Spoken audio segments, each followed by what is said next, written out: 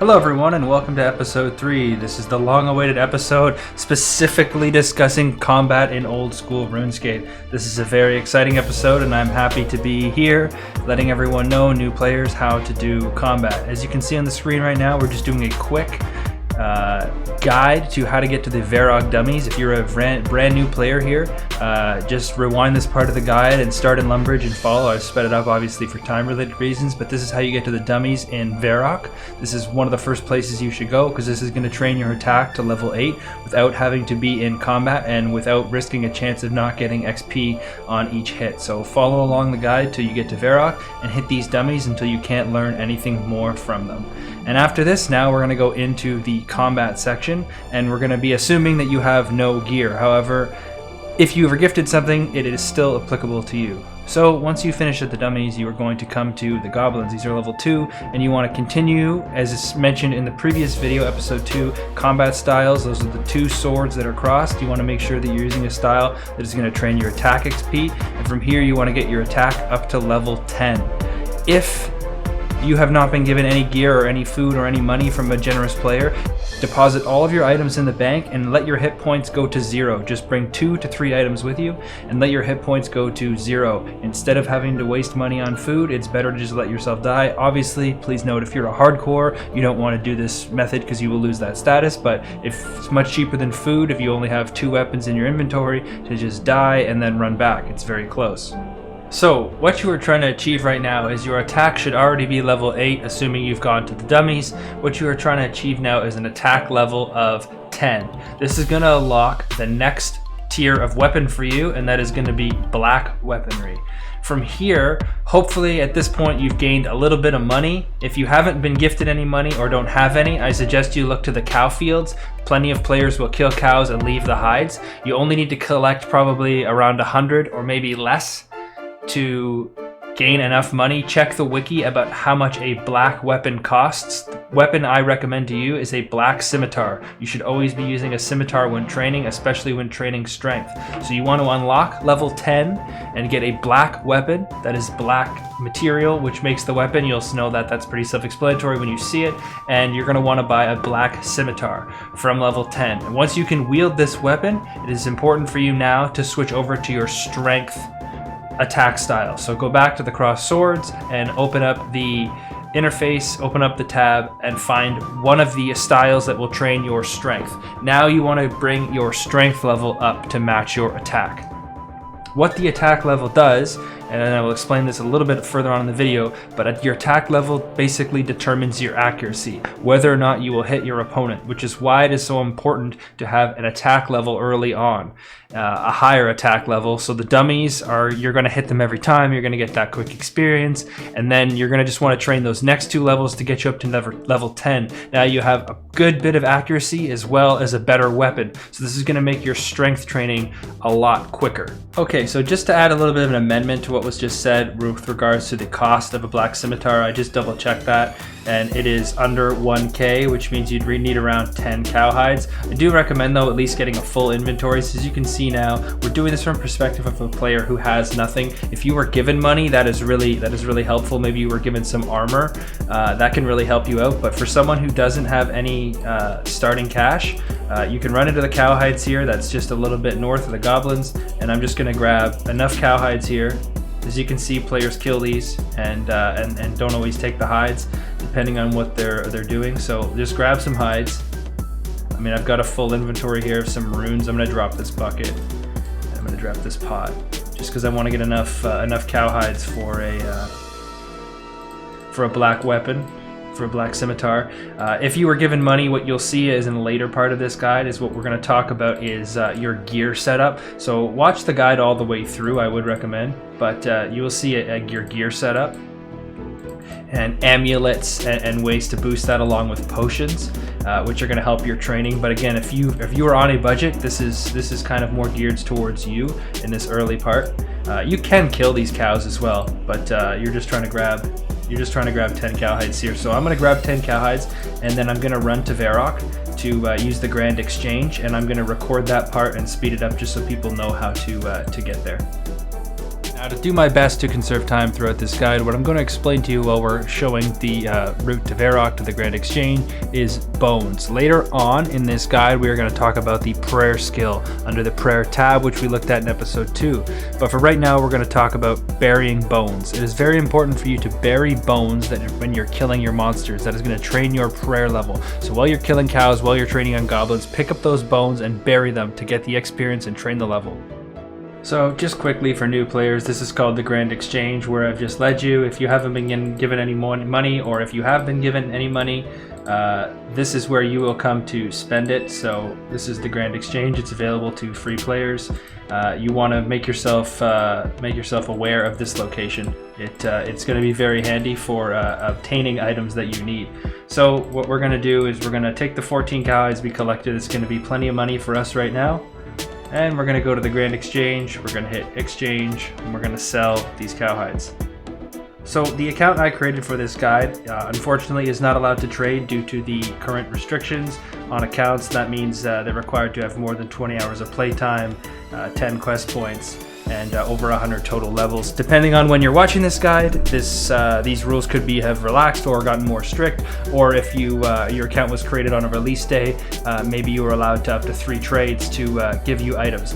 However, this is still possible, so following up to this point, we've got 10 attack, which is going to give our strength a bonus. If you are able to, go to the Grand Exchange and purchase a black scimitar, or you can purchase it alternatively from a shop in Al Kharid.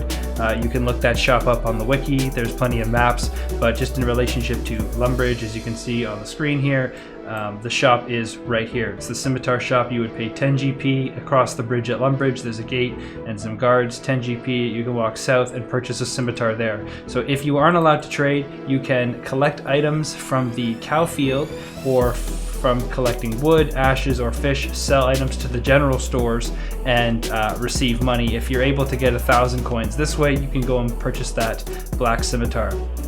So from here, now you have 10 hit point, 10 attack. What you want to focus on is your slash attack. You want to get your strength up. So attack is relative. Attack represents your accuracy, whether or not you will hit your monster, and your slash is going to be your maximum hit. You want to have good accuracy, and then you want to have your strength up. If you are able to buy potions, which I'm going to discuss at the end of this guide, it is a good time to take a sip of a potion and give your strength a boost. Basically, the number on top of your base level will be boosted with a potion. It will be explained later on in this guide, so don't be too intimidated. However, if you have that option, take that right now. Also, if you have gear in your equipment viewer tab in here, I've got the very base stuff, which is probably good for players who haven't gotten any trades or restricted. I've got the base stuff here that I'm going to continue to train these strength at. But if you can, you want to be wearing an amulet, you want to be wearing gloves if you can, and you want armor that's going to boost your melee strength. As I said, the latter part of this guide, the very end, we're going to go through the gear, equipment, and potions, and all the ways to boost your stats, which is very important. But for right now, just the best things you can get your hands on, and in my case that is not a whole lot, so I'm going to focus on training my strength up, and I will talk about defense in a minute. The intention was to level this account as I progressed in the guide here, to do level 10 and then 10 and then take the route of defense or attack.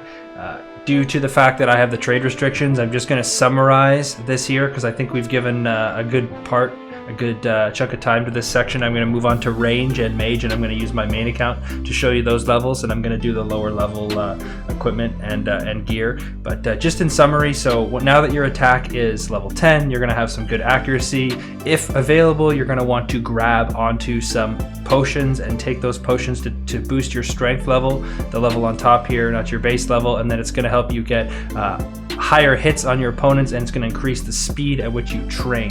So from there, you're going to train your attack to, or you're going to trade your strength, I should say, to 10. You're going to have 10 and 10. You have two choices there. If you're facing these lower level monsters, you can go back to your attack and train that up to around 15, maybe for the accuracy, or up to 20, which is going to unlock the next tier of weaponry, which is going to be mithril. So you're going to have better accuracy and a better weapon, and then go back to strength and have those levels at level 20, because these low level monsters aren't going to hit very aggressively against you. Or from there, you can train your defense level. It's kind of up to you. It depends how long you intend staying in the cow fields. If you do intend to leave the cow fields and do some quests and face some quest boss, I would recommend training your defense level. However, it's going to be much faster to train your defense level if your attack level and your strength level are much higher, because you're going to be getting better damage per second from higher hits and hits more often.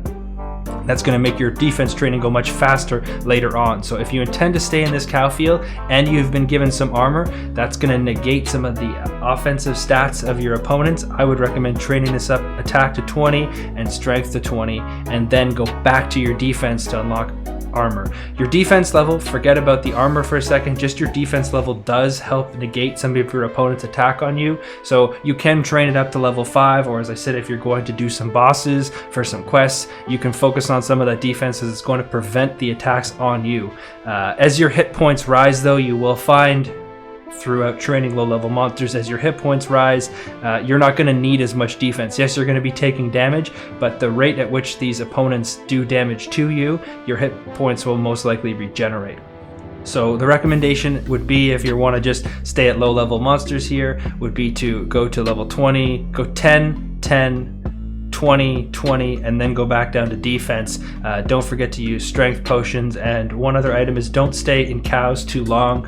Don't just camp here. Do get out and do some quests. There are a few quests. I'm going to say Demon Slayer quests are going to give you a good bonus for experience. Once you can get to a certain level, you can review on the wiki what are the recommended levels to do a certain quest. If you can go and do Demon Slayer, it's going to give you a burst of experience. I believe it's a few thousand, which you can see here. That's going to boost you up to a good level. So focusing on those quests. Now I'm going to go to range and magic, and I'm going to use my main account for those. Okay, so this is the ranged and mage portion of the guide. We're going to start with magic first. Both of these skills are distant skills, which means you can attack an NPC, for example, through here. I'm going to attack this NPC or this monster, and there's this fence in the way, which means I'm safe spotted.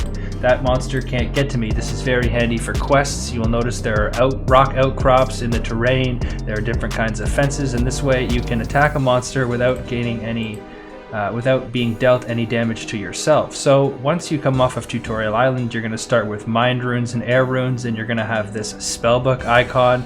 If you're unaware of the spellbook, you can review episode 2. The spellbook's going to show you your level and all the different magic spells you can cast, and the runes required to cast each spell. Keeping it simple, you're going to start with Wind Strike, and you can be able to cast these spells. This is a very low level spell, and you can see here that it's very inaccurate, and this is inaccurate for me, someone who's got 99 magic.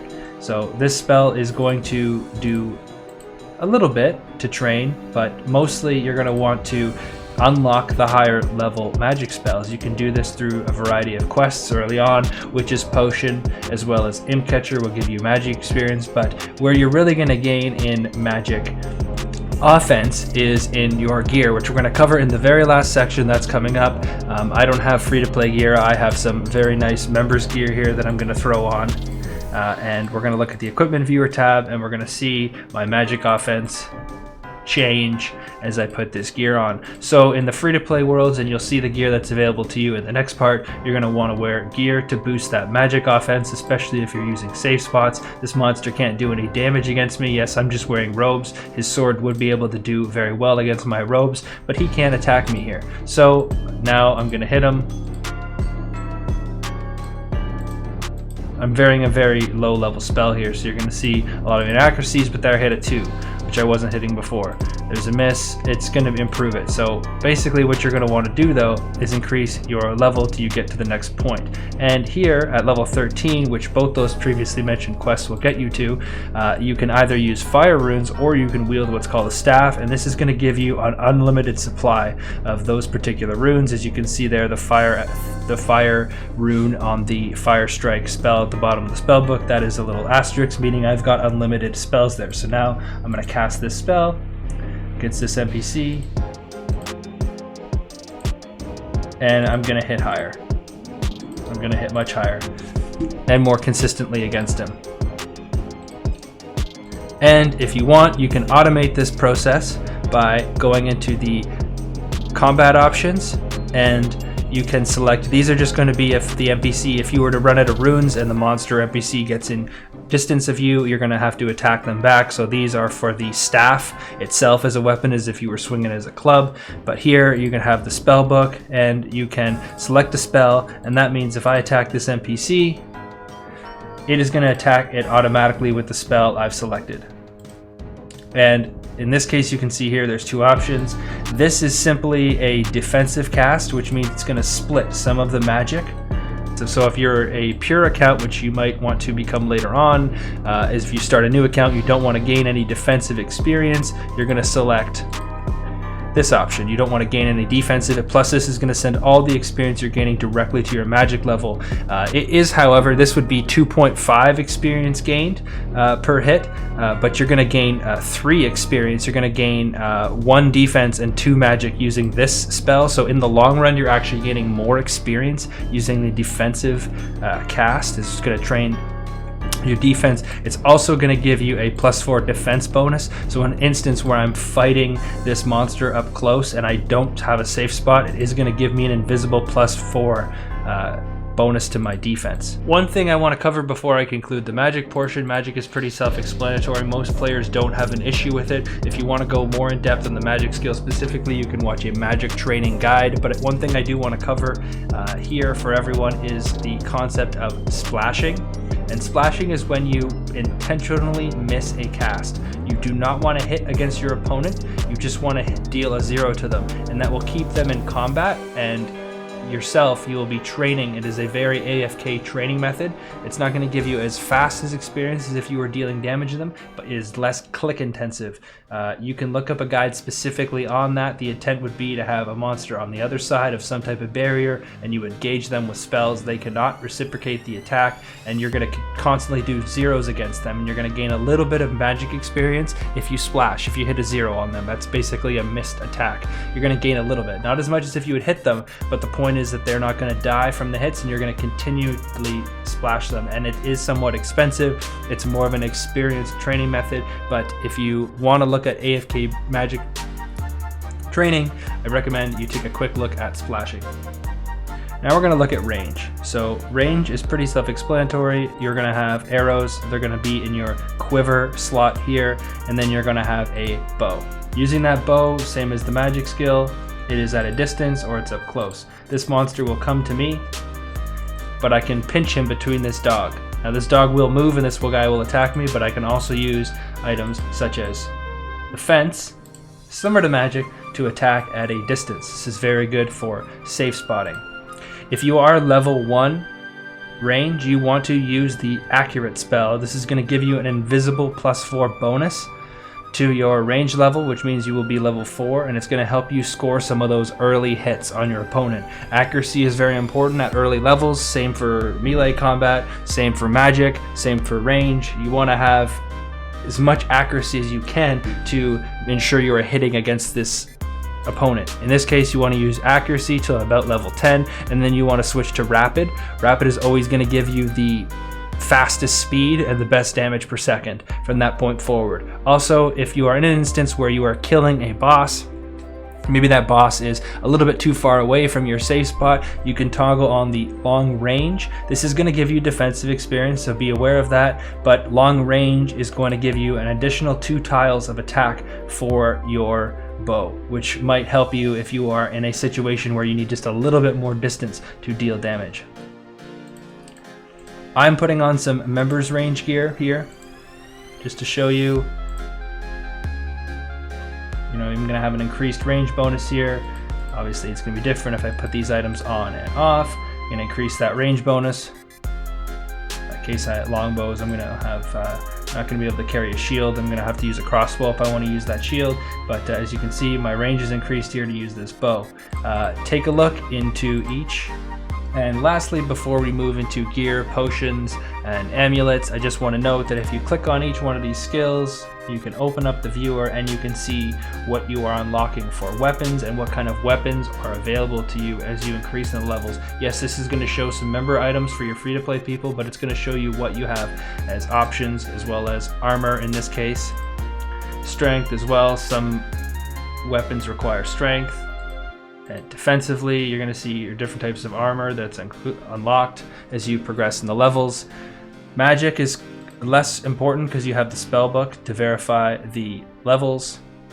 However, for range, you can go in and see at which level you unlock a variety of different bows and ammo. To wrap up part 1 of the guide here, we are going to just talk about burying bones. So here's my account here. We're going to kill this cow, and this cow, like almost most monsters, unless they're magical monsters which are going to drop ashes, most monsters are going to drop bones. There's a different variety of bones. These are going to just drop your basic bones.